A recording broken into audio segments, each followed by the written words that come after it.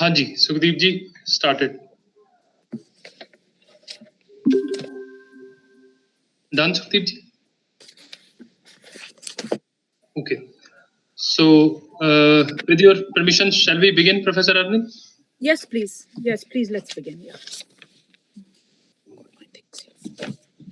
Okay, before we start, I want to make two announcements. Firstly, I would request all the guests to keep their mics off. They should switch on their mics only when it is their turn to speak. That will make things smooth for all of us. Secondly, we'll be taking up questions after the lecture. So if you have any questions, type them in the comments section on our YouTube live telecast page.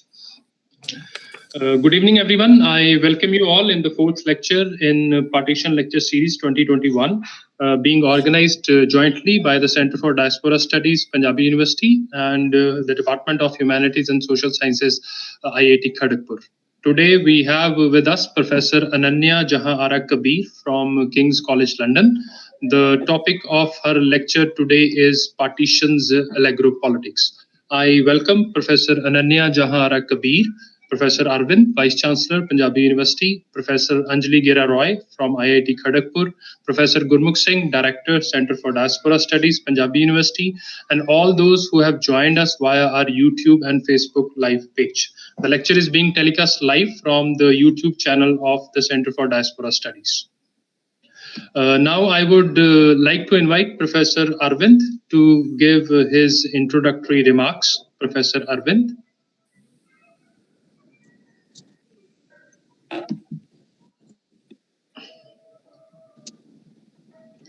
Hello. Yes, sir. Audible. Can you hear me? Yes, sir. Yeah, good. So thanks for asking me to speak in the beginning. I'm traveling and I will take only a few minutes. First of all, any activity which we do, it's easy to start but difficult to sustain. So Diaspora Center Punjabi University has sustained this activity in collaboration with IIT Kharagpur on Partition lecture series, which is very laudable, and it's a fourth lecture, and each lecture is expected to provide different insights into partition. And I have been also trying to say something or the other, whatever occurs in my mind about on these occasions, so that we can further move on and maybe document all these discussions. So I am a scientist. So in science, we say that if there is a correlation, you must look for causation. Now, why is it that the two regions or two parts of India which participated in the freedom struggle the most, Punjab and Bengal, are the ones which get partitioned when we get independence? So, of course, there is a correlation. Correlation is very clear. But whether there is any causation behind this correlation is something that we need to research. And a collaboration between Punjabi University and IIT Kharagpur, one located in Bengal and another institution located in Punjab, may be the right forum to initiate this discussion on why is it that the brunt of partition was faced by these two regions. And these were the two largest language speaking people in the country. So why is it that the strongest was hit in this particular way? I am not an expert in the area, but this question has always remained in my mind. And I thought I'll put it to this community, which is more directly associated with research in this area. So once again, I welcome this whole collaborative effort into organizing these lectures, and maybe a suggestion I can make that we could have the next lecture or the following lecture on partition of Bengal and see what was happening in Bengal when the partition was happening and what are the similarities and differences between the two. What I know is that the whole movement of having a separate Muslim state was much stronger in Bengal than in Punjab. In the Punjab area, the whole idea of a separate country and all that did not take root till very late. I mean, even in 46 or in early 1947, there was no such talk. Whereas in Bengal, the idea was around very strongly from 46, definitely, and it was a much larger movement. Uh, so one has to see. On the other hand, the actual killings of people had exactly the opposite statistics of mass killings and migration, and trying to cleanse one region of people of one religion or the other did not happen in Bengal in 1947. So there are several comparisons and contrasts. But similarly, I have not heard of systematic violence against Muslims in Indian side of Bengal, whereas through literature and so many other things, one has heard the opposite kind of violence in Bangladesh, particularly after 71 and so on. So I think this comparative study of the two partitions and the correlation between contributions to freedom struggle and being the largest linguistic groups and then getting partition, these are some of the aspects which the group and this particular forum may want to focus in future lectures.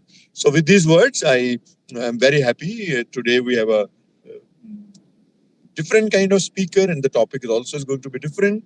I hope I am able to listen to parts of the lecture, but since these lectures are recorded, I will definitely engage with the lecture after it has been recorded, and let's see how things go.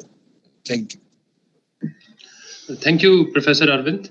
I would now like to invite Professor Gera Roy to give a brief background to the Partition Lecture Series 2021 and formally introduce today's speaker, Professor Ananya Jahanara Khan. Kabir. Kabir, sorry. Thank you. Thank you, Dr. Dharmaji. Sorry, I just wanted to make a joke that my name is not Khan, but it's a bad joke. Thank you very much, Dr. Dharmaji.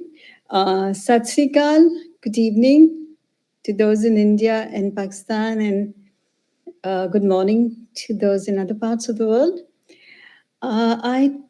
Many of you have been with us throughout the series, and as Professor Arvind was saying, we have not just confined ourselves to Punjab. We've had lectures which are comparative and which have dealt with Bengal as well. Actually, the series started a year ago in August 2021 on independence, a couple of days after 15th August. And we had a series of speakers from across the world. All of them were renowned partition scholars as well as emerging partition scholars. In 2021, we decided to collaborate with the Punjabi University Patiala in this series, and this is the fourth lecture in the series. I'm very happy about this collaboration. As Professor Arvind was saying, my name is Anjali Gera Roy, so there is a Punjabi and there's a Bengali. I speak both languages equally badly, and Saraiki, which I understand, are link, but I'm glad that this collaboration has happened because I think we are able to reach a larger audience thanks to the reach of, the students and faculty in Punjabi University Patiala, and also the networks that the center has. And also the whole orientation has changed because we have very different set of questions in the second series. I think Ritika and Aishwarya, who were there in the earlier series, would agree. But today, today we have the fourth lecture by Professor Ananya Jahanara Kabir. She is many of our, I know her from her work on partition, of course, but I've recently been listening to her lectures on dance and creolization and so on. So to begin with, there must be a formal introduction, and I've been warned that I should be brief so that others get more time. Professor Kabir is Professor of English Literature at King's College London. For her innovative work in the humanities, she's received the Infosys Prize for the Humanities in 2017 and the Humboldt Prize in 2018. Oh, in 2 successive years, 2 different prizes. She is the author of Territory of Desire, representing the Valley of Kashmir, which she published in 2009, and Partitions Post Amnesias, 1947-71, and Modern South Asia. She's currently writing the book Alegropolitics, connecting on the Afro-modern dance floor and developing a new research project around Creole Indias. In May 2020, she and the Franco-Pondicherrian author Ari Gautier co-founded La Tenai Creole, a cultural platform for promoting the vision of a plural, multicultural, and creolized India. We have many interests in common, not only the disciplinary location, but I've also been, I've also done work on Africa and African dance. So I've been listening to her, the Latinai Creole talks over the last few months, and they've been very exciting. Today, she's going to talk about partitions, Alegropolitics. We all were very intrigued by the term Alegropolitics, poetics and politics, because we weren't sure whether, as a with your background in linguistics, it's a word for which we should look up the etymology. And then we were extremely delighted when you used the word maza, because that's a word which the Punjabi audience listening to us will immediately relate to. Maza ana is like a favorite word, and we are all, I'm sure, हमें बहुत मजा आएगा आपकी talk सुनकर. सानू बड़ा मजा आएगा. I just want to add one more sentence. We've had a number of speakers in the series, and some of them very, very senior, very eminent partition scholars. But the difference is that we have read the works of most of the speakers we invited, but we haven't heard them before. Now, in this case, it's very rare that Professor Kabir is not only a great scholar, and she's done path-breaking work both in the field of partition studies, particularly and also on Kashmir, but she's also a very engaging speaker. So she has this ability, very charismatic speaker who has ability to keep her audience spellbound, irrespective of the language she uses. And I love the way you code switch between Bengali, Tamil. I hope we'll hear some Punjabi today and English. So over to you, Professor Kabir. Thank you very much. Thank you so much, Professor Anjali Gera Roy, and all the colleagues at the Patiala University and your students. It's such an honor. It's such a pleasure. Dekhenge maza, I hope maza aayega sabko, That is the hope. The question, though, is almost a philosophical one. How can we have maza and partition together, right? So the Alegropolitics of partition is a bit of a paradox, a provocative paradox, and I hope to be able to convince you that it's also a necessary and a useful paradox for us to embrace today. So first of all, because I do all my talks as if I am lecturing my students in the classroom, I need to know how much time I have from now so I can make sure I keep to time. So if somebody can give me an idea, that would be great. Ma'am, we have around 45 to 50 minutes. Lovely. I hope that should be good enough for me with what I have here. So first of all, I want to thank certain people who have allowed me to think about partition in a way that goes beyond just my own familial and subjective involvement in partition as a Bengali Muslim person who is Indian. And these people that I want to thank, first and foremost, include a family that don't think I have actually openly acknowledged before. And this is the family of the famous Olympic hockey player, Mr. Gurbakh Singh, who were my neighbors for 5 years when I was living in Calcutta. And Gurbakh's uncle, as we called him, had 5 children, of which 2 daughters were my age, more or less, and we were very close friends. And living in this apartment building where this family were our neighbors, and there were a lot of other Punjabi families too, who had been obviously displaced by partition and had landed up in Calcutta, but we didn't know these things when we were 12, 13, 14 years old.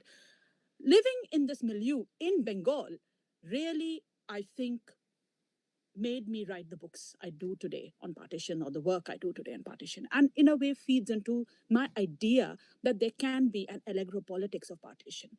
As a Bengali girl, with my Punjabi friends, my Sikh friends, I not only learned a lot about day-to-day life and practice of Sikhism, but we exchanged a lot of things. I gave them a lot of books because I was very studious and nerdish. And with them, I entered the world of sports. Obviously, if you have an Olympic hockey champion as your father, he's not going to let his children sit around and be lazy. So I was part of this group. And they adopted me in their exercises. Literally, we were swimming, we were running, we were playing badminton. And, Bengalis, this is a stereotype, but Bengalis are not very into sport, at least Bengali girls aren't. So this was a great way for me to enlarge my education. And those years that I spent, I also were the years of Hum Log, the serials. And they were all about the Punjab. And I really learned so much from understanding why this family was glued to the TV screen every week when these serials were unfolding. I heard a lot of, that was not the first Punjabi I ever heard, just spending hours in their home.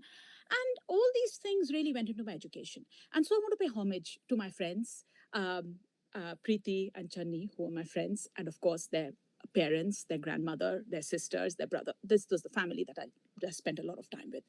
Now, speaking of friendship and collegiality, another two people that I want to acknowledge today in making this talk possible is, of course, Professor Gera Roy, whom we've never met, but I have read a lot of your work too, and our common friend and colleague, Dr. Nukba Langa, who was the first PhD student whose file I ever accepted as a professional person entering my first teaching job, solely because she was applying from Pakistan, and I was so excited that I could have a Pakistani PhD student. And in her honor, I'm wearing this dupatta as a scarf. She presented it to me, and it is actually from Pakistan, but it has the fulkari, kind of embroidery that we associate with Punjab.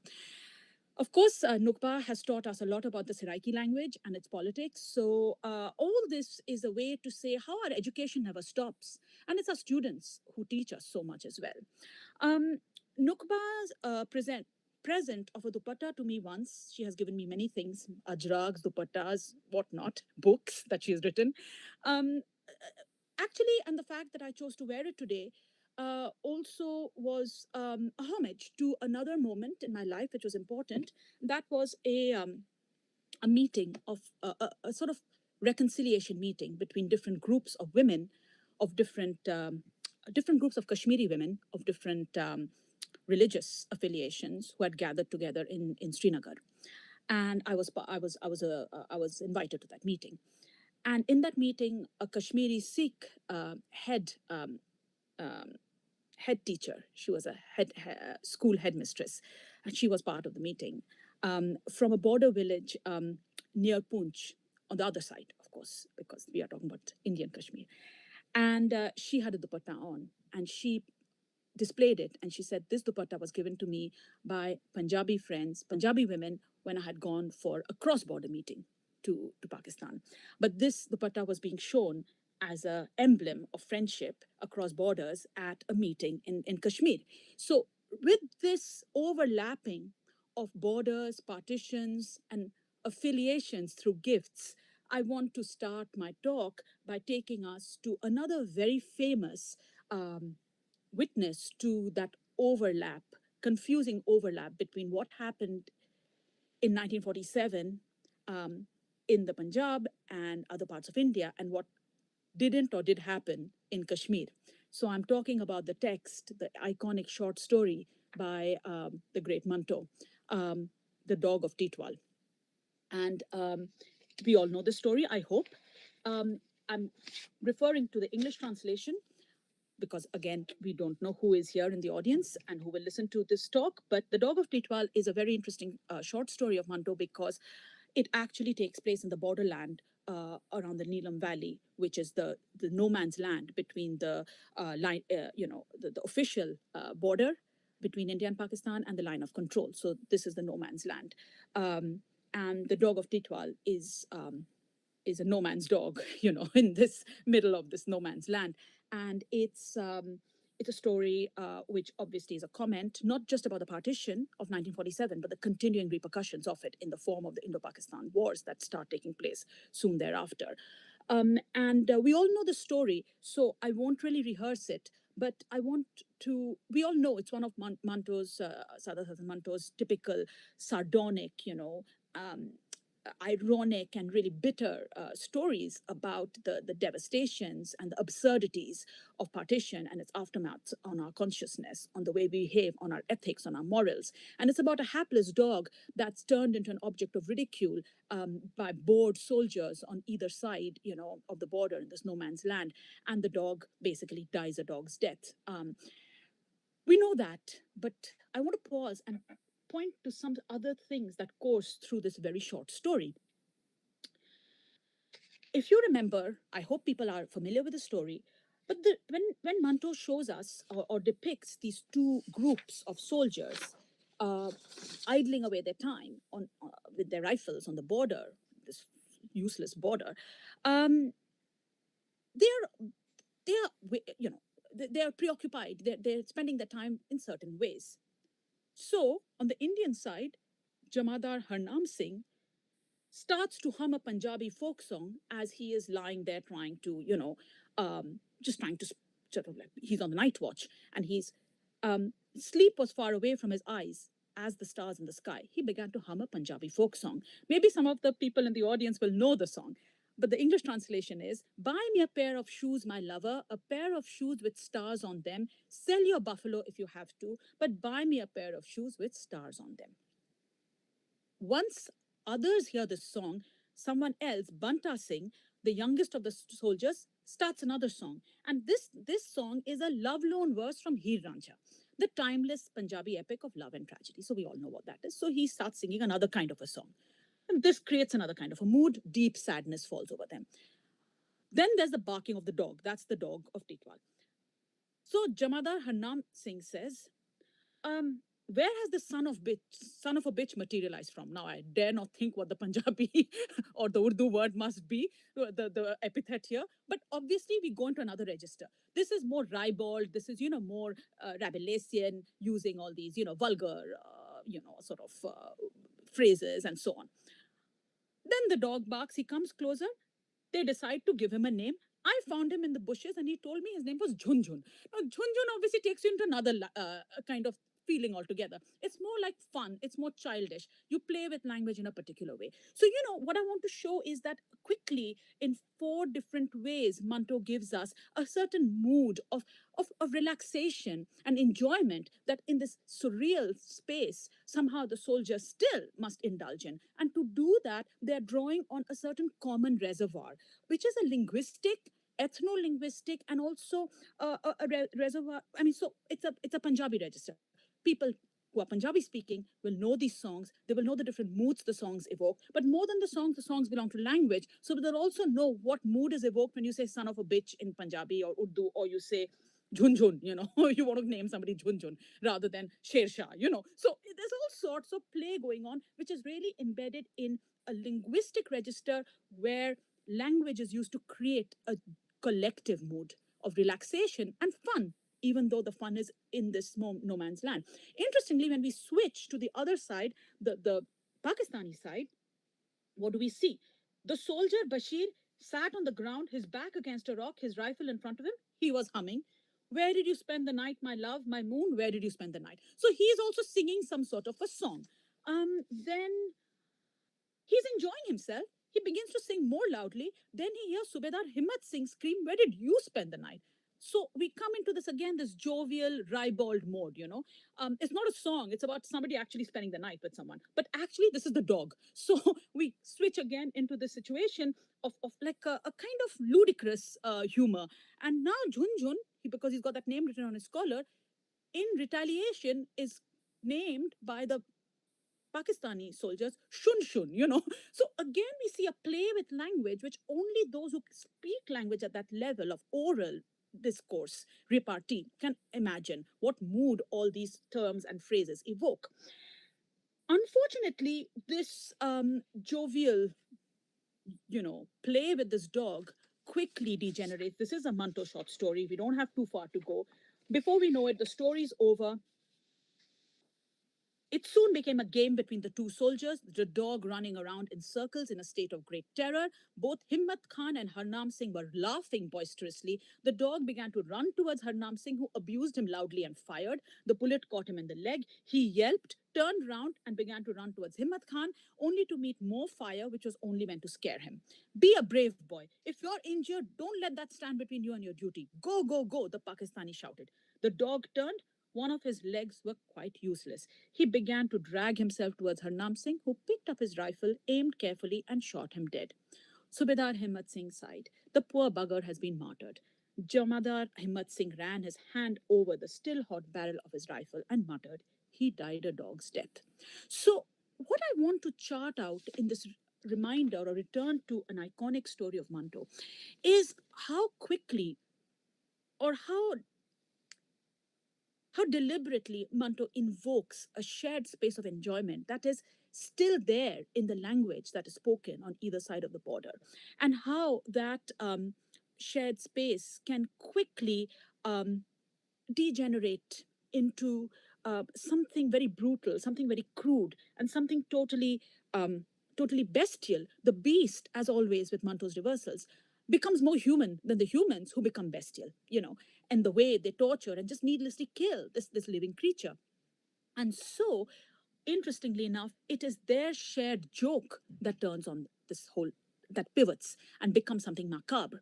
And again, this is very typical Manto. But what I want to do is, I want to ask, what is happening? Why is Manto making them relax, laugh, joke, and play and have this fun before their laughter becomes something really, something really sardonic, something really grotesque? And therefore, what else died when the dog died? Did the possibility of laughter itself die? Did the possibility of collective enjoyment itself show itself as no longer even valid, or there's no possibility of it anymore? The minute you start laughing, it's going to be rerouted into something quite the opposite. So that I want us to keep this reading of the Dog of Titwal in our minds as I move to the next text, the next situation that I want to bring into the discussion. Now, go, go, go, the Pakistani shouted to the Dog of Titwal. Now, I want us to think about another character who, at around the same time that Manto is penning these lines, is also answering to the go, go, go. This is Milkha Singh with the Bhag Milkha Bhag. Now, Milkha Singh, we all, thanks to his biopic, which was released a few years ago, he popped back into the consciousness of a lot of people. But the historic figure, the sportsman, existed, and he was winning his medals and running and practicing his race in the early decades of the nation's coming into being. As the biopic reminds us, Bhag Milkha Bhag, there is Professor Arvind talked about causation and correlation. There's at least a correlation between the fact that Milkha Singh, like many thousands, and like Manto himself in the opposite direction, was from a partition refugee family and comes into the space of the nation of India through an enormous trauma. Is the correlation of the trauma suffered by Milkha Singh as a boy, forced to flee his village under brutal circumstances that we all know too well now, thanks to the collective endeavors of a lot of scholars and activists, is that trauma is that trauma and Milkha's achievements, physical achievements as an Olympic, athlete, are those related, correlated, or is there is there causation? I mean, is there some link between these two facts of Milkha Singh's life? Well, we could have asked the late, great Milkha Singh, but the biopic, as representations do, tries to offer some kind of an answer.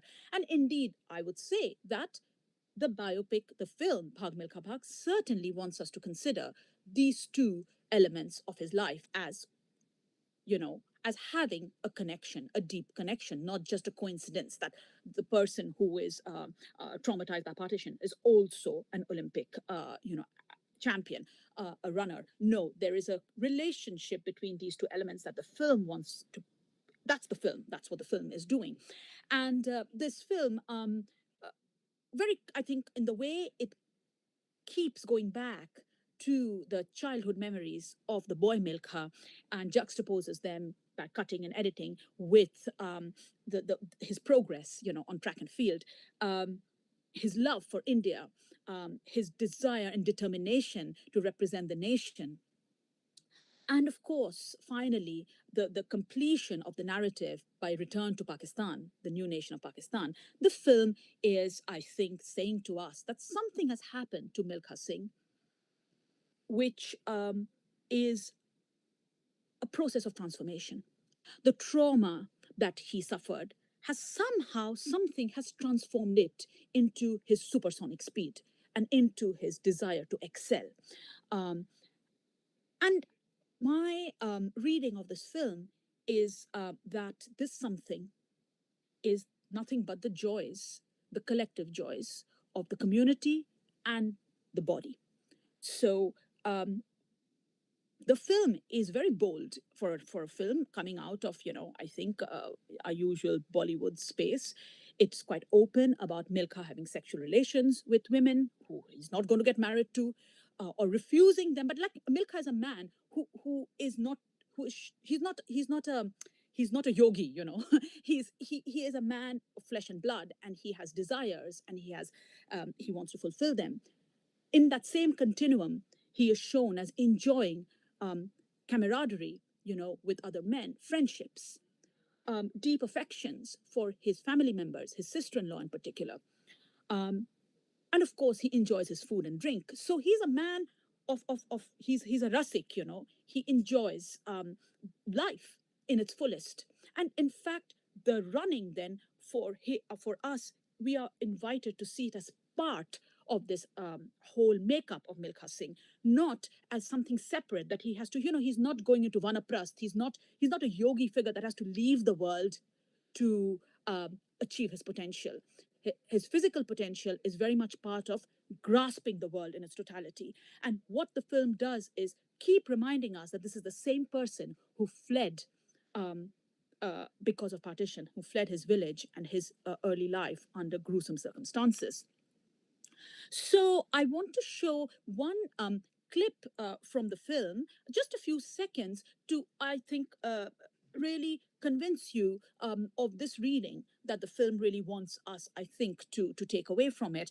Unfortunately, we did try it in the beginning before we went live, and something the sound is not coming through, but it doesn't matter. I just want everybody to see a few minutes of the scene, and then I think hopefully people have seen the film anyway, and it will come back to people's memory, the elements I'm interested in. So I'm just going to share my screen for a few minutes, and hopefully we'll see this without any trouble.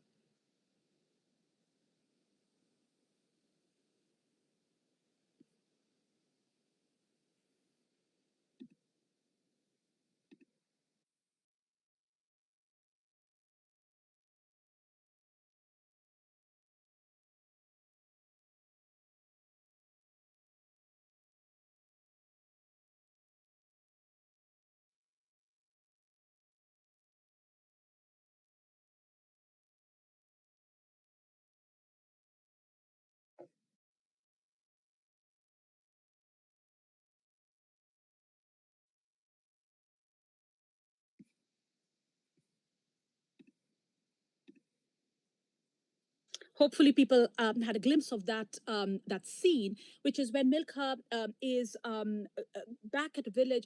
He's going to hunt for his sweetheart, basically, and he's with his friends. He's rubbing up against authority that's shown to be petty and useless and totally not up to his match. This is the police officer at the Shadara police station who then stops him from. He thinks Milkha is this cocky young lad and he's got to be stopped in his tracks. So any opportunity to show his little power over him, he stops him when he's going somewhere with 2 cans of ghee, asli ghee, of course, and then he says, "You better give me one of them." And Milkha is like, "Okay, you want one of them?" And he just takes. No, he says, "No, I'm going to take both of them with me." And police officer says, "Absolutely not. Who do you think you're talking to?" And before he knows it, Milkha takes the cans of asli ghee and actually ingests them. He drinks them like bottoms up. And then this crowd gathers and starts, enjoying this scene and starts egging him on. And then he jumps after ingesting all that ghee. He jumps to the ground and does 50 push-ups in one go. Okay, now what, and to this kind of rapture of the crowd that's obviously found this tamasha going on. What is happening here? Why did I pick this particular scene?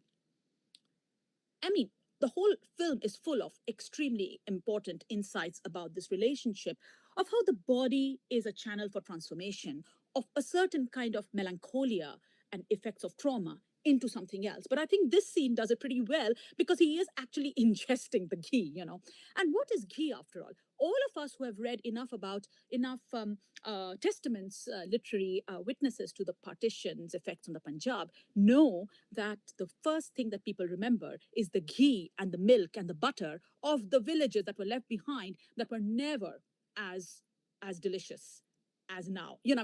Nothing now can replicate that deliciousness, that specialness. And I think this is very interesting because in Bengal, people don't talk about ghee and butter.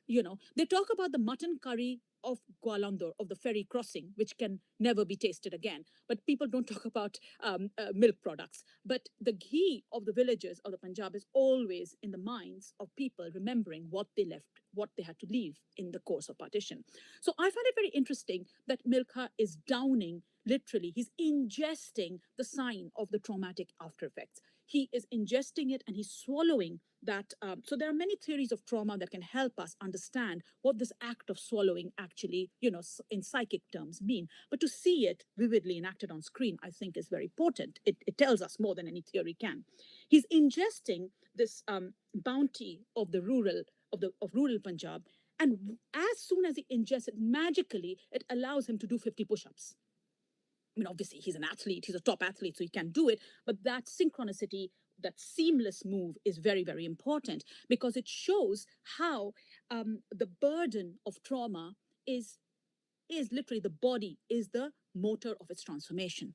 Now, not only is he doing 50 push-ups, these 50 push-ups are taking on, obviously, real meaning because the crowd is watching him. I mean, he can do 50 push-ups in his room or in his arcade, but who cares? That's not fun. This has become a tamasha, it's become something which is people are enjoying because there are people and they are collectively watching him and participating in the humiliation of the petty police officer in the whole matter. But it's not just a humiliation of him, it's also a celebration of what Milkha has achieved.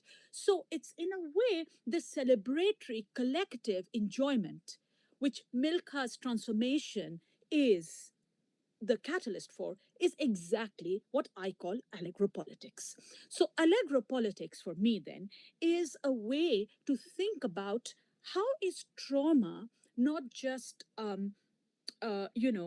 experienced and suffered from, but how can we survive after trauma or through trauma? Because one thing is true is that all of us, intergenerationally, even the generation that lived through it, especially them, they survived, they made new lives, and they continued to find ways of enjoying themselves in new community, So that power of surviving and resisting trauma and rebuilding your life is what I would like to use the word Alegropolitics to signal and to somehow then make a specific basis for examination and analysis.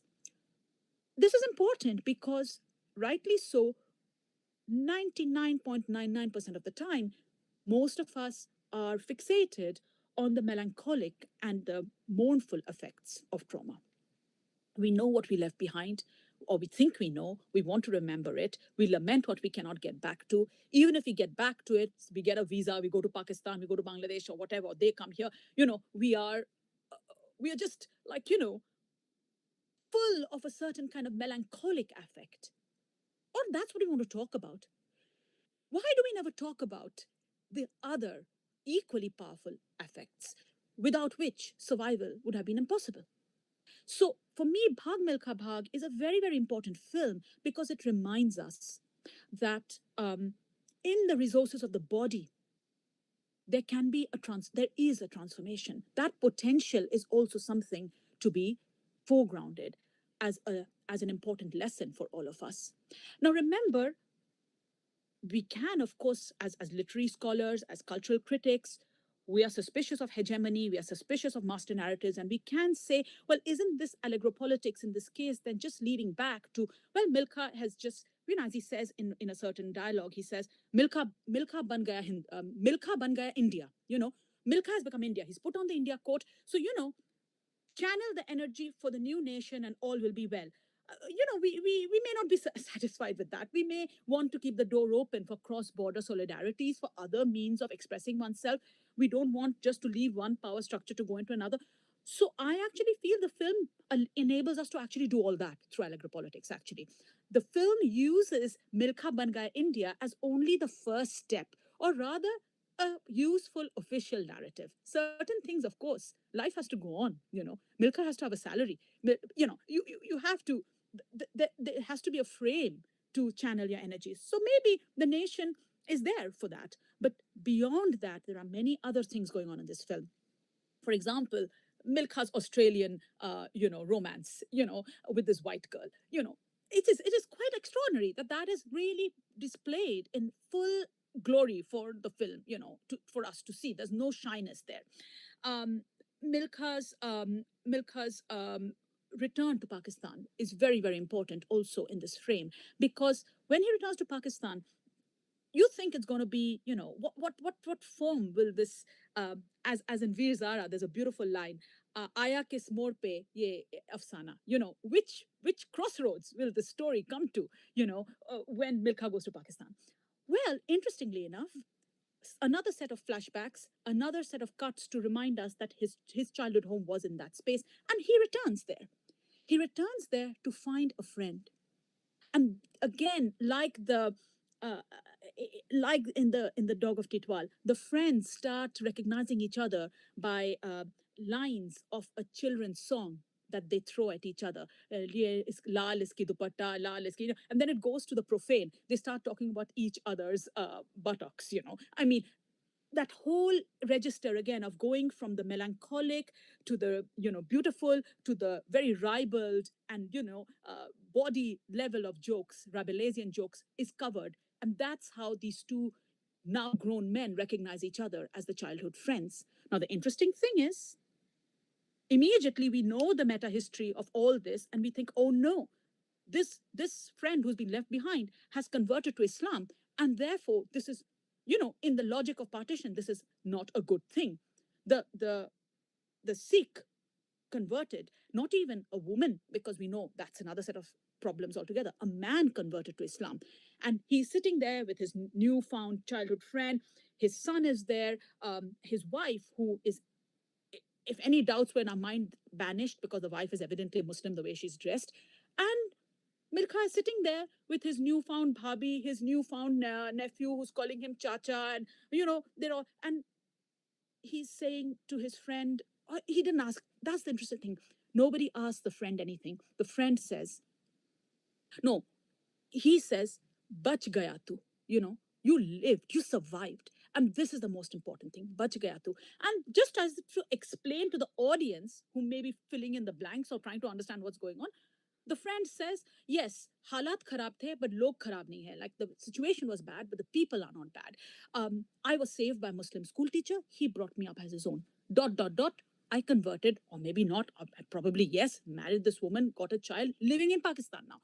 But While the logic of the nation and religion deems this as horrific, and the logic of Manto would certainly make us ask further questions about the masculinity of this person. All that the dialogue of the film says is, bach gaya, tu, you survived. So in this act of survival, and a day has come when the friends are united and can actually enjoy the food of this other Punjabi village in Pakistan.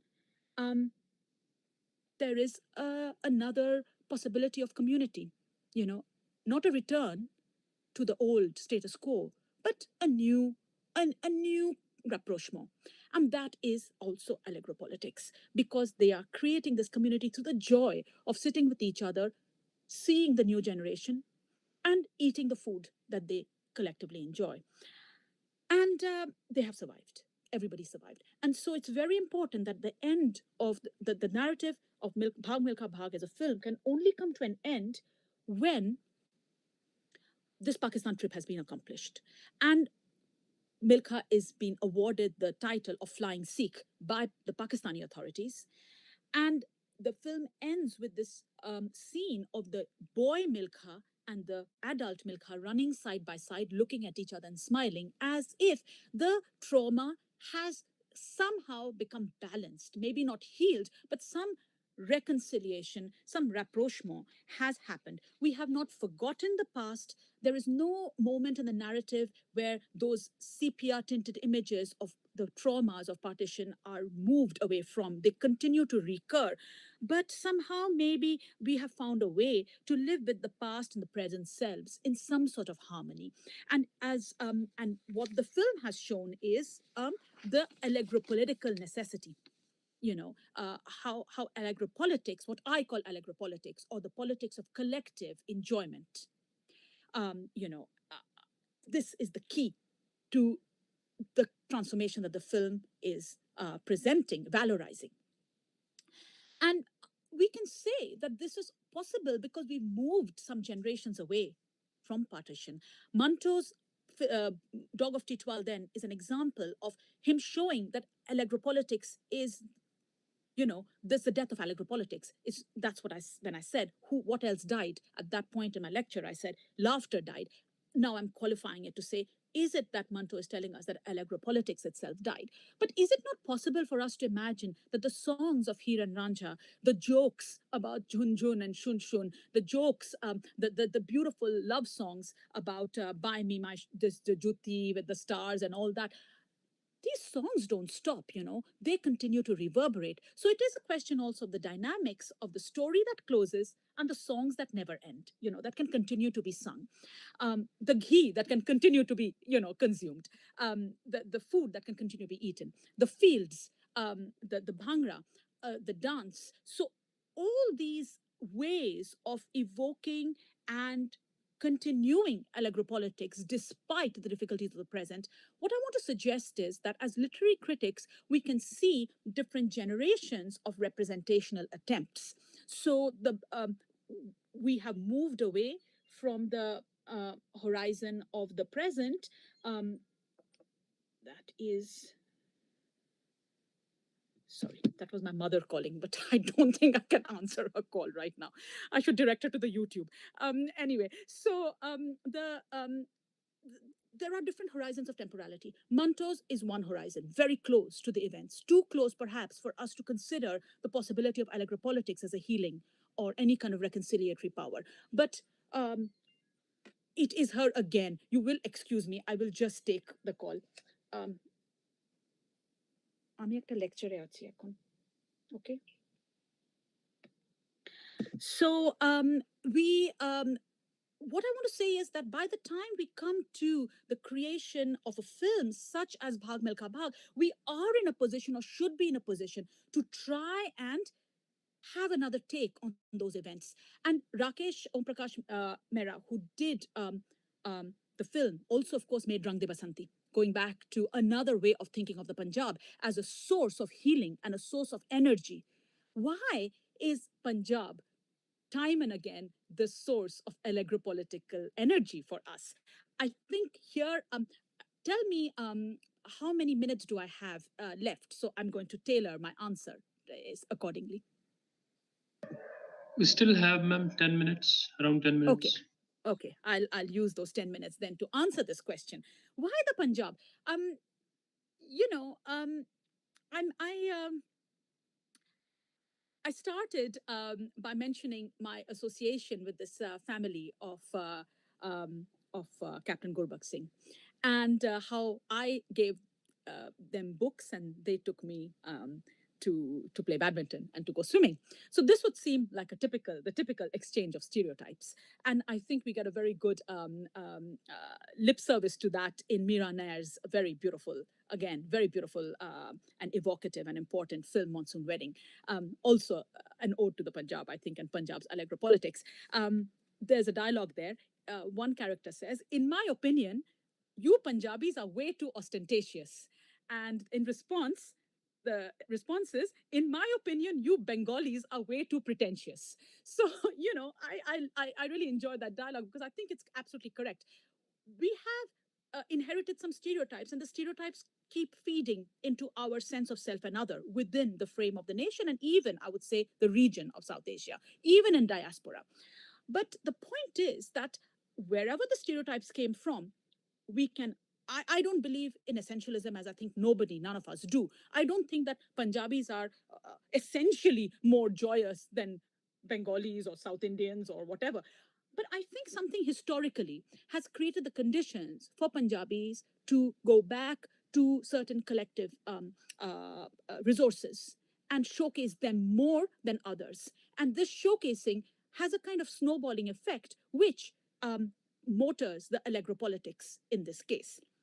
And I think the trajectory of Bhangra music in all the three Punjabs, shall we say, the third being the diaspora, is is an important marker of this, of this almost self-fulfilling prophecy on the one hand. On the other, we can track and historicize the way in which these resources have become showcased and Bollywood enters, etc., etc. So in other words, if by whatever means the Punjab has been associated not just with the traumas of partition, but also with the maza of life. This is really how we can bring the lens of Alegropolitics to really unpack that ability then of these maza producing activities to give a survival tactic, for those who suffered from partition. And I therefore will draw your attention to the fact that the way I came upon this idea of Alegropolitics was not through South Asia at all. When I was working only on South Asia, I was really also only thinking about the trauma, mourning, melancholia, after effects of unhappiness and sorrow and violence. And I did all the writing on that. Everybody knows those books and everything. But when I moved away and started working on African heritage dance, which has come out of another huge trauma, which is that of enslavement, and also the effects of colonialism on the Black Atlantic world, that's when I started realizing that actually embodied joy, movement, music, food, this matrix of enjoyment, which is done in a group, can actually be a key to survival as well. And that's how I started wanting to rethink even my own work on partition, my own understanding of myself as a South Asian person, to see maza kisme lete hai hum? Where do we get maza from? And isn't that important to also bring into the analytical mix and see how we survive and surmount and continue to create community and solidarity? So in this case, going back even to that very famous tactic of Salim Sinai in Midnight's Children, where he is chutnification of history and memory is what's going on. But the chutney is the one condiment par excellence in South Asia to create maza. Maza chakna is also related to the idea that you have these khata meetha things that you eat. This whole range of the sensorium relates enjoyment to the body and to certain tastes of the palate, which is really another way of even thinking about what is going on in the pickles and chutneys that are being created in Midnight's Children for the preservation of memory against the corruption of clocks. So we really can I submit, start thinking about even classics of partition literature in a different way if we perhaps focus on Alegropolitics as a analytical lens. In this task, we can even, and this is the final point I'll make, we can even move towards having a frame of analysis that can unite those areas of South Asia that underwent partition and those that seem to not participate in this process, such as, for example, the Tamil-speaking regions, of South India, or the entire Southern Indian Peninsula, which has a very different relationship even to Islam and to the multiplicity of religions because of the maritime interface with which interaction took place. Here, though the stakes of politics are different, or rather, attention has been increasingly drawn to the Dalit struggle, to casteist issues. And so, could we not think of an Alegropolitics that involves actually, that can make us talk about caste together with the depredations of religious divides that, of course, seem to be at the heart of partition. So, in other words, for example, I will just show you my screen. I'm not going to play anything. I'll just show you something here, and I will end with that. Just to give you a trigger, this song.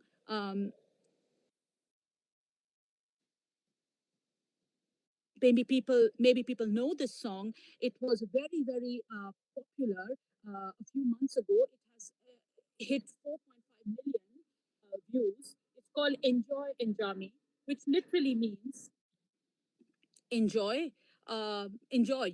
It's a song about enjoyment.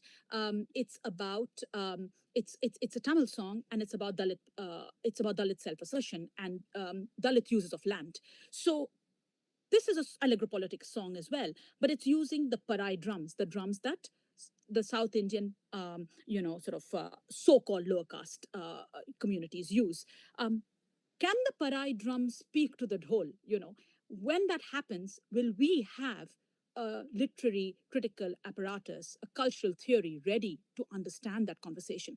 For me, hopefully, with Alegropolitics, we start showing the way. So I'm going to end my part of the lecture now.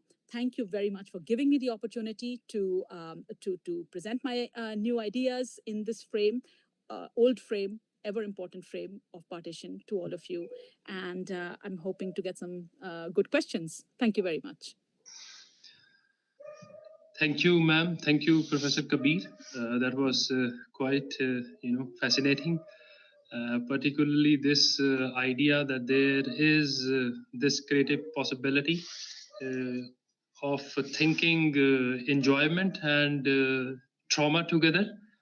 That was quite interesting. So now I would request Professor Gera Roy to initiate the discussion. Professor Gera Roy. You're not audible, ma'am. I think you are muted. Myself.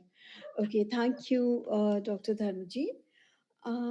Literary texts, literature, and fictional texts, not only fiction, stories, but also films, have now been recognized, not now, for a long time been recognized by partition scholars, including historians like Mashirul Hassan, sociologists like Ashish Nandi, Sudhir Kakar, and others, as very important documents on the trauma which survivors suffered, and also documents of histories, of people's histories of partition, because they believe to offer more complex, more subtle, more nuanced readings of the experience itself and about the trauma itself.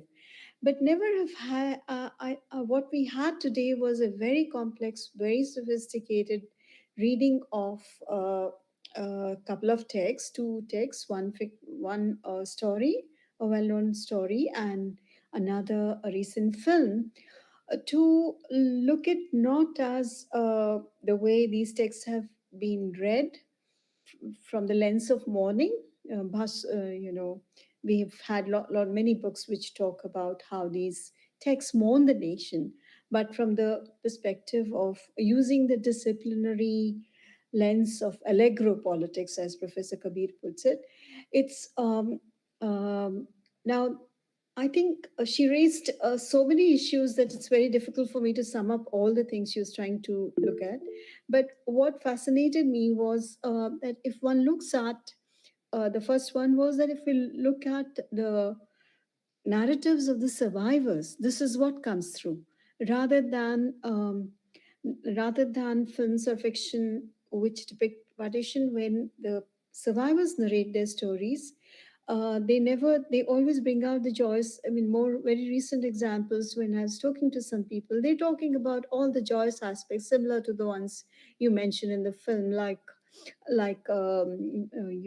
doggerels or poems or um, events, these kind of narratives. And also this attitude among the survivors, which I think Dr. Gurmukh Singh and Dr. Dharmajit Singh would agree. Nobody mourns partition when people get together. It's always, if someone, which melancholia is not really the trope through which it's done silently, but when people get together, it's always chado, forget it, don't talk about it, let's chado, and people turn to a joke, as you said, or something, to lighten the atmosphere. So I was thinking the second point that you made was, the third point is little more complex. The second one about why Punjab becomes this symbol of allegro politics. And I love the use of the word, because in my book I have tried to show this through the survivors' narratives, how they never talk about victimhood, they never talk about the transforming trauma into survival and making things making life again, as the words I use. But I wish I'd heard this word before and I would have used it. So the second part was about sorry, my screen is jumping, but I think you can hear me. The second part was when you say that why is it that Punjab rather than any other region becomes the symbolic representation of allegro politics, or why is it that this word fits it? I would say, I think Gurmukh and Dharmajit would say the notion of Chardi Kala, because in Sikhism, uh, depression is a sin. So you don't allow yourself to get depressed, and that's something which is, I think I have mentioned that somewhere in my book, that kind of rubs off on all other Punjabi communities also, because Hindus have the same attitude. Though they don't use the word Chardi Kala, but they have the same attitude. Okay, what's the point of crying about it? Get on with life. That's the ideal kind of attitude. So that was the second thing that occurred to me. And the third one was more complex, the embodied aspect, which you connect to electro politics. When you mentioned Bhangra, I was thinking about it, that whole juice, or that whole joy that emanates from the body, and how Bhangra transforms the nation's body from a ascetic body of the nation, father of the nation. That's what I say in my book, and how it becomes a body of joy. And I use the word moja karna, because that's another phrase which is there in the Pagra songs, moja hi moja. And that's another thing, which, where the transformation of the body I found very, very, very novel and innovative, because I don't think that has been done. So we were talking about the physiological aspects of partition. That hasn't been done. And you are actually gesturing towards that. Some scholars are looking at how the physiology, has not been investigated, the biology of partition. So I thought that was done wonderfully. Thank you very much. Um, the lecture is now open for two questions. We'll take the questions. If you post them in the chat box, Yes, either ma'am. we can read them Ritika out or has Ritika post has them. already posted the So, questions. The first one is, ma'am, I can read out to you. yes, please. So the first one is by Karan Aujla.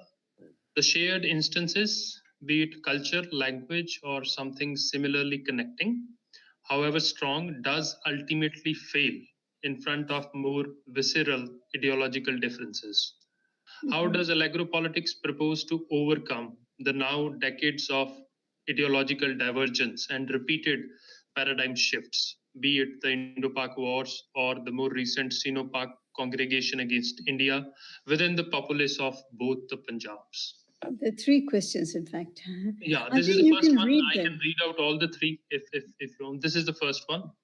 And Maybe then I we should have- just, shall I just attack one question at a time because they're Fine, so fine, complex in and fine, ma'am. themselves, Right. if you don't mind. But also just a word of appreciation for Professor Gera Roy's comments, which I'm really so happy to have such a learned and seasoned interlocutor, because you know this world not just experientially, but you have yourself done so much analytical work, on these registers of Alegropolitics within Punjabi culture, which is now spreading which then spread and became adapted by different constituencies to rejoice together. As you say, there in discourse and praxis, as we know, there can never be one single unitary a pole of action. There's always dialectic, push and pull, and everything is adjusting and competing also. So the idea of the ascetic father of the nation figure fulfills some purposes, but that cannot be all. So you have to have alternatives, and it is very interesting how the whole idea of Bhangra, the embodied world of Bhangra, became so useful that then Bollywood started, kind of nationalizing it, and then it got diasporically interpreted in different ways, including, of course, in the communities in the north of England and the Midlands of England, where there is such a world that only those who live here can appreciate the nuances that the diasporic world contributes. So, of course, it's amazing that you have the Center of Diasporic Studies in Patiala University, because the Punjab diaspora is supremely important in the way popular culture is being shaped and reshaped from South Asia. Now, why you did not use the term Alegropolitics, Professor, is because I myself only coined it like in the last few years. It has come out of a debate, or not a debate, or like a riff with Ashil Mbembe's idea of necropolitics. And for me, even in my Kashmir book, I was using necropolitics, and gradually I realized that there is the other side of the necro, which is the allegro. The same body is being pushed to death and survives death, and then the joy that it produces, I coined the term Alegropolitics. So I hope it's useful for everybody, even to discuss and debate with. This is why I come now to the question by Karan Aujla, who, if I may do a little analysis of this question itself. There is a tendency, this question seems to fall into our often, shared tendency to see rift and dissent as the only teleology. Every act and counteraction on our parts are leading to something. And in this journey, where are we going? To the inevitable, as you say, shifting, but similar paradigms. The paradigm shift, but the overall shape remains, right? Confrontation, division, rupture, war, these for you are visceral ideological differences, and everything is leading to there. But this is your interpretation. Everything does not need to lead there. In the frame of the nation state, maybe it's leading there, but maybe not in the frame of interpersonal, intersubjective relations. We have many scales of interacting with each other. So why not shift our attention to other scales, to other trajectories? Then maybe what looks visceral, what looks ultimate, is not actually ultimate. And what I'm very interested in is that you're using the word visceral for ideological differences, because I'm using the word visceral for the body and for the Alegropolitics that come out of viscera. You see, so we are both interested in viscera, but you are pushing it to the differences, and I'm pushing it to the plane of solidarity. So, it's really up to us. Some of us may take the baton and run further, like Milkha did. We don't have to all fall into the same trap of teleology. It's up to you and me. It's not up to some third party out there. We can change the script if we focus on certain things and be determined to put those elements in the forefront, because nothing is fixed. Nothing is given. We change the script if we want to. Therefore, Alegropolitics hopefully encourages us, to look past this, and go there. So for me, Alegropolitics it's not a political manifesto that it has to propose to. It's an attitude, a stance, and a lens. So if we bring it to bear on our critical analysis, even of our own behavior, then hopefully there's room to change the script, is what I will say. So that's my answer. I know there's another question from you, Karan, popping up, but let's see. There is a question from Remy, ma'am. Thank you for this brilliant talk and rethinking partition trauma itself. Is Alegropolitics then a mode of survival? Or can it be used to understand resistance and subversions in the case of partition? In the examples, it seemed like they were used for survival mainly. Very good question again, because I think that it draws attention to the relationship that we can posit between survival and resistance. I would say that the two are quite closely related, that in the act of surviving and in the manner of survival, you can mount resistance because you can write a counter history, or you can enact. You can, in your praxis, you can do something differently, as I just said, in response to the other question. So I do feel that in the process of survival, you find yourself resisting. For me, absolutely, Alegropolitics is a mode of resistance ultimately, because it's resisting certain, certain fallback options, certain kind of it steps like we did even with Manto. Nobody would call Manto a writer of the nation, or a hegemonic, a person who subscribes to or can be susceptible to readings of master narratives or hegemonies. But even in his reading, I teased out another strand, which is the Alegropolitical strand, And so what Alegropolitics is that it helps us go against the grain.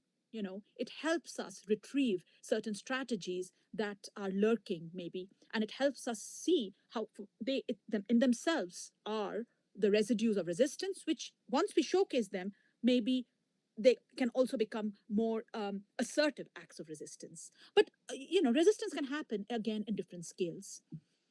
We don't have to all go out there to fly the I don't know, I mean, on the flag of another nation and say we are resisting. We can resist in many different ways. So, but Alegropolitics is certainly, I would say, alerts us to how survival becomes resistance. How to survive is to resist. So hopefully that answers your question. Right. I think the great Seneca comes to our help when he says survival itself sometimes can become a form of resistance. Oh, well, there you go. That's a very apt quote. Thank you. Okay, ma'am. We have one more question from Karan Ojla. So he says, my second question, he says it is closely related to the first one. As the years go on, the first-hand witnesses of the partition grow thin. Today's generation derives most of its data from either first-hand accounts or from cold, hard data, whatever the source may be. How does then Alegropolitics factor into this facet of the aftermath of partition?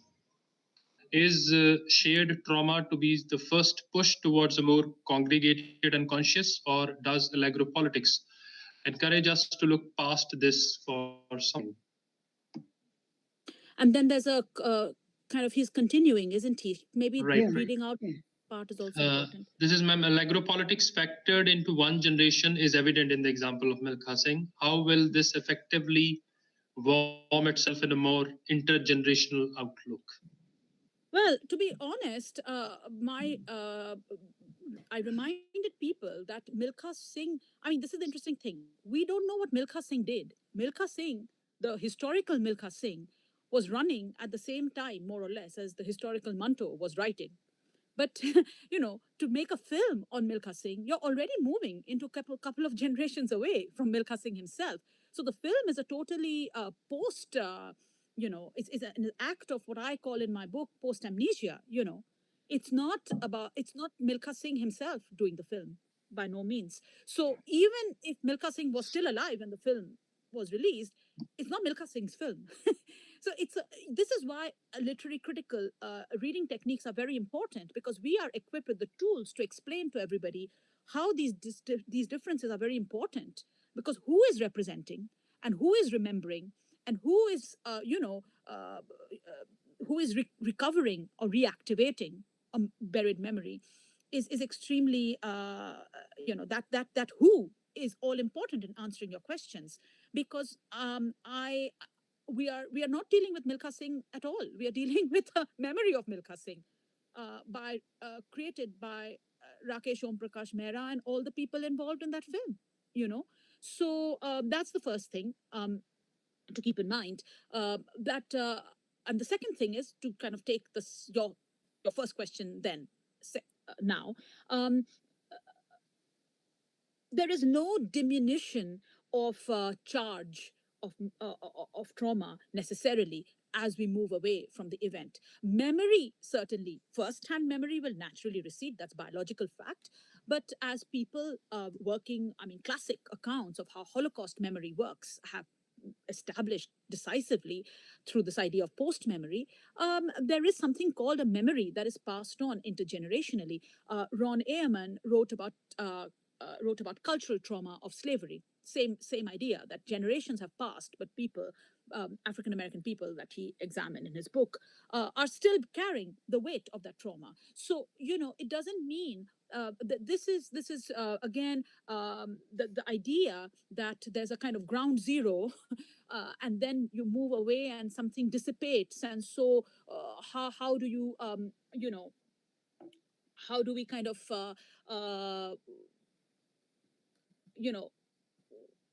how does Alegropolitics or anything factor into this when everything is kind of moving further and further away from that point in time? My response to you is that that's not how a literary critic would analyze any kind of witnessing or remembering.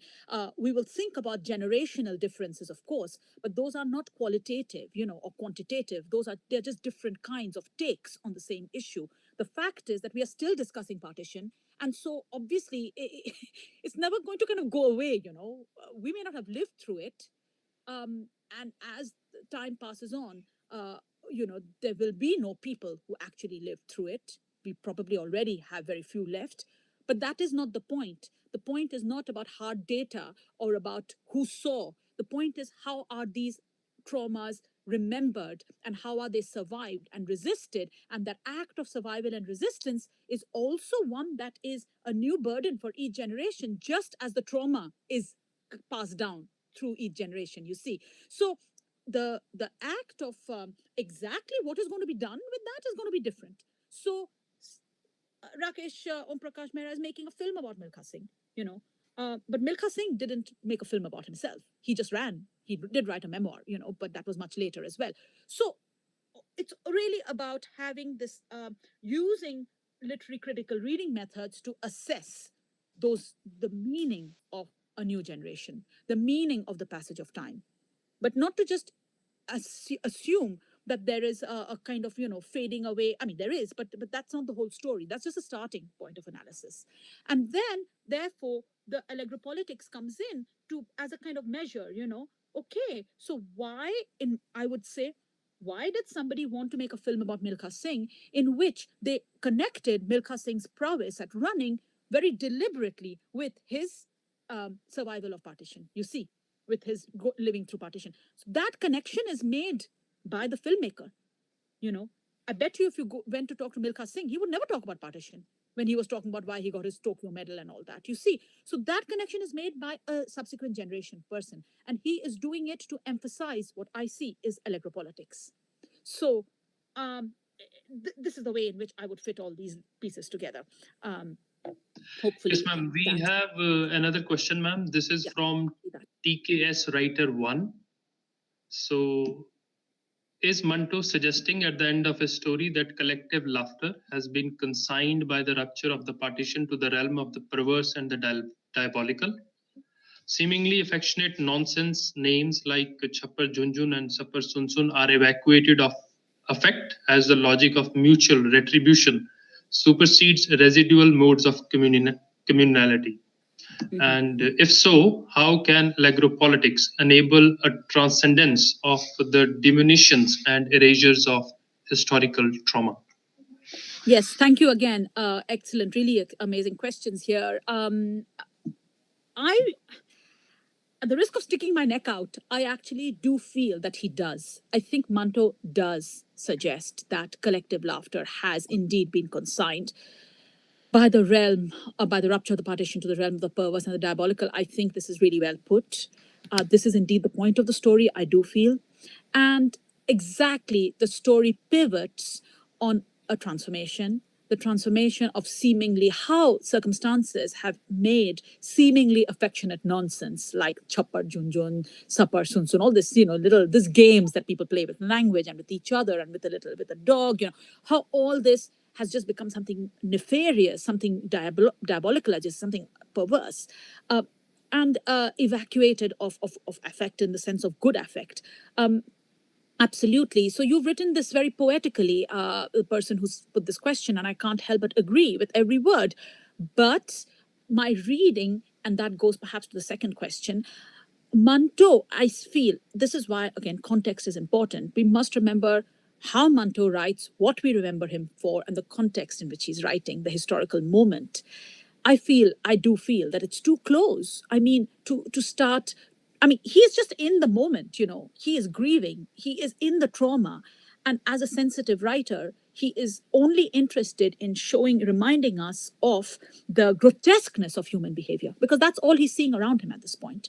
So his burden is definitely to show how this perversity can occur. And he can track that by showing this collective joy, humor, affection, this relaxed mode quickly in the course of 3 pages, degenerating. Human nature is stumbling into this vortex of perversity. That's vintage Manto. And he's not interested in doing anything else.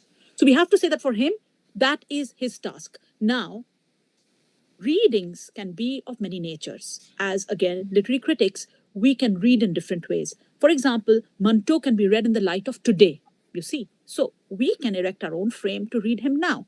When we read him now, we can ask the question that you have asked. We have moved 70 plus years on, Are we still to sit at that moment of despair? Can we have no way to say that we can have some salvage, some repair within ourselves as human beings? If we say no, then we are doomed. And as we all agree, people are not usually doomed. They are busy building new homes. They're busy building refugee colonies. They're building Khan market. They're creating Bahari Sons. There's stuff going on. Delhi itself is a testament to that, just to speak of one city in the country. So how did people do all that? Not if they just felt that Alegropolitics could not transcend and, they sat with their head in their hands thinking how perverse everything was. They moved on. And so that moving on, which Manto, who passed away in 1955, could have not seen, is what we can see. And therefore, cannot we say, going back to the dog of Titwal, that the dog died, he died a dog's death, laughter died at that moment. But what about the fact that countless Bhangra songs go back to Heer and Ranja? You can still talk about maza, you can still talk about solidarity, you can still have a langar, you can still invite people into people in a mosque can invite people in a gurdwara can invite people. How can all those acts be explained? That is the force that escapes the sordid tale of the dog of Titwal, because it's already inscribed in there. The song is in there, you see. So the jokes are in there. So that's the reading which we conduct from the horizon of the present.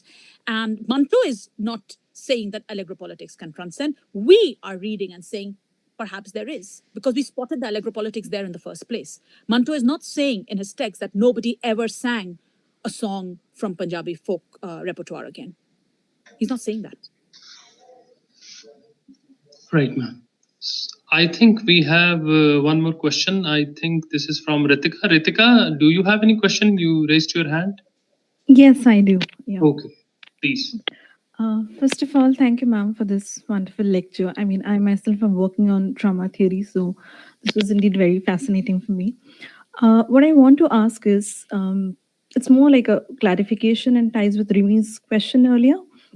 But I want to know, do we see Alegropolitics as a critical reading method that kind of focuses on positive affect, or do we see it as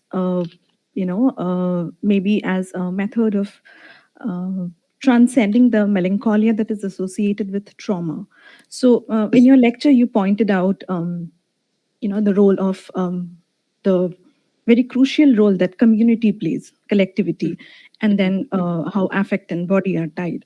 So I'm thinking here of Veena Das, and these Yes. are the things which she also brings up in her work. The body and the collectivity plays a very important role, but then she approaches it from there is also resistance, and in her case she specifically talks about how silence mounts a resistance to trauma. So can we maybe think of these in allegropolitical terms, or is it specifically focusing on positive affect? And my second question is that many theorists, including you have talked about how we need to think about trauma theory from a post-colonial perspective, how Yeah. we need to move away from the paradigm of Holocaust. So, can Alegropolitics be a way of approaching it? Because since you say that it came from the African, your readings on African dance. Yes. Yes. Yes. Thank you. Thanks so much. So that so I'll just point you to some of the work, some of my publications over the years, where in fact these questions I'm asking and developing along the years. So you may have seen this essay of mine called Affect, Body, Place, Trauma Theory in the World. This is about 10 years ago I wrote it. This is when I first started entering the world of African Yeah. heritage dance. So in fact, this essay was due for the collection, and like many of us know, it was just not happening. I was not able to write it. I was totally stuck. And my editors were like, can we please have this essay? We are desperate for a non-Eurocentric essay to come in, and you have to write it. And the reason I was stuck is because I'd just gone to Angola to attend a conference on this Angolan dance form called Kuduro, and my mind was blown. And because Angola is a space of civil war, there were people who were the dance form was somehow enacting the amputations of limbs through landmines. There was it was like a totally different way of thinking about trauma, or not thinking about working through trauma. And I just thought I cannot write about partition without acknowledging somehow. I mean, when they're asking me to write about trauma, they obviously want me to draw on my work on partition. But what about all this that I've seen? So if you go back to that essay, you'll see that there are 3 scenarios, and one of the scenarios are actually drawn from Angola. So I'm already there trying to find a way to dialogue with myself. Where can we go with the new things that I'm learning and seeing now? Because my task always, and for myself, that's the kind of person I am, I like to reconcile. I don't like to keep different parts of my work just in some kind of schizophrenic, really. I want them to talk to each other. This was the way of trying to start that dialogue in my own head.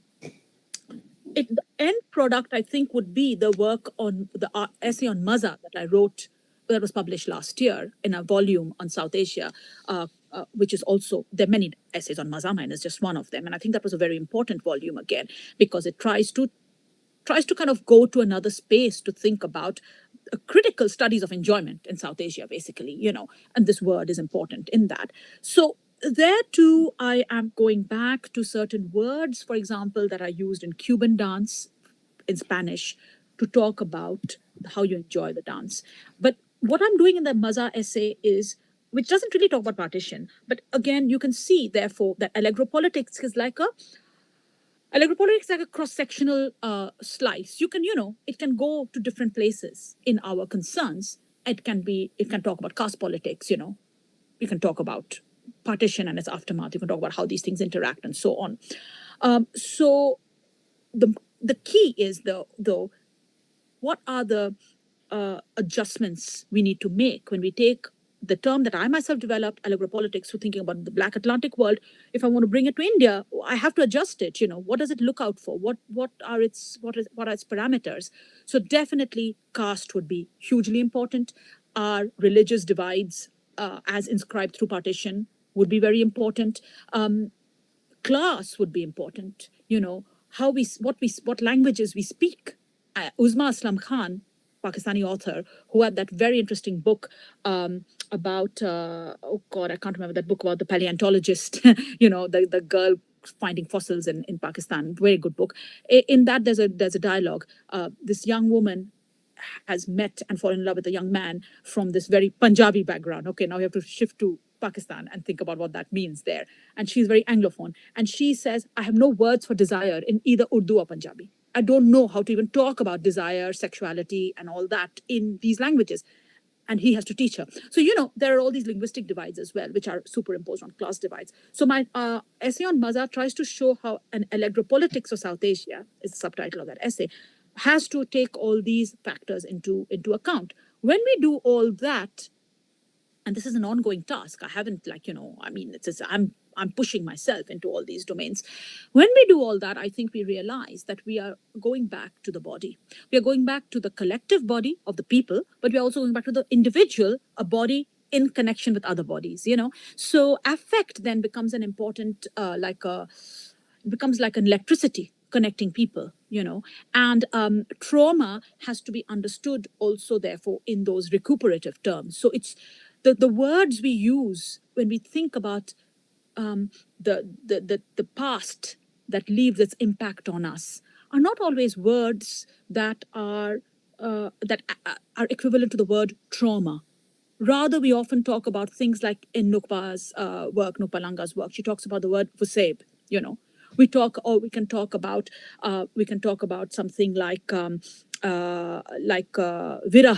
There are feelings. There are words that create another affect world within our South Asian space. So I think we need to go to those keys, bring them back to some theories that are robust.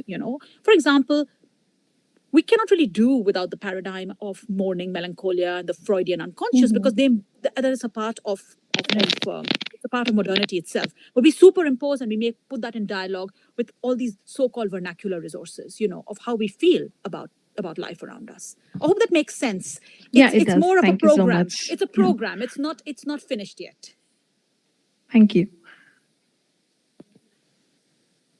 Thank you, ma'am. I think we have come towards the end of this interesting and fascinating talk by Professor Kabir. Now I would like to propose the formal vote of thanks. I first of all like to thank Professor Kabir for sparing her time to be with us and for shedding light on this, creative potentiality of thinking trauma and the subliminal corrective reservoirs of enjoyment together, and how human beings have been making use of those collective reservoirs to negotiate their traumatic experiences. Thank you, ma'am. Thanks a lot.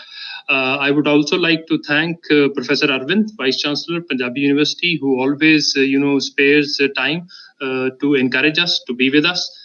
Then I would like to thank Professor Anjali Gira Roy, who is always there to encourage us, to support us whenever we need her help. I would also like to thank Professor Gurmukh Singh, Director, Center for Diaspora Studies, who has been the guiding light throughout these two series that we have been organizing for the last 6 months. And I would also like to thank Ritika, Aishwarya, and Sukhdeep Singh ji, who has been our technical support for during all these lectures. And finally, I would like to thank our audience who had joined us through our YouTube live telecast channel of the center. Thanks, ma'am. Thanks, everyone. Thank you. Thanks a lot. Thank you, everybody. I'm so grateful for this. Just wait. Yeah.